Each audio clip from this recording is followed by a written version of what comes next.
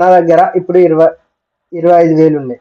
Okay, ఒక పక్కన 10K ఉన్నాయి అనుకోండి. Okay, 10Kలలో traders. ఓకే, ఒక 2 లాసెస్ అయినాయి, ఒక 1000 లాసెస్ అయినసరికి 8,000 సంథింగ్ ఉన్నాయి. 8,000 ట్రేడర్స్ నాకు అప్పటికే 10K నుంచి 8,000 అయ్యేసరికి 20% డ్రా అయింది. రెండే ట్రేడ్లు పడ్డాయి, అయినా రెండిట్లో 2 లాస్లు అయ్యేసరికి 8,000 ఉన్నాయి. నెక్స్ట్ ట్రేడ్ తీసుకోవాలంటే కొంచెం భయం అవుతుంది, ఫియర్ అవుతుంది. ఓకే, ఫియర్ వల్ల ఏమవుతుంది అంటే ట్రేడర్స్ ఇంకో మంచి ఆపర్చునిటీ ఉన్నా కానీ ఇంతకన్నా మంచిగా వస్తే తీసుకుందాం, ఇంతకైనా ఇంకొక మంచిగా ఉంటుందేమో, బెటర్ చాయిస్ ఉంటుందేమో, ఇది ఒకవేళ లాస్ అయితే మళ్ళీ 7,000 పడతా, 7,000 పడితే మళ్ళీ రికవర్ అయ్యడానికి ముష్కిల్ అవుతుంది.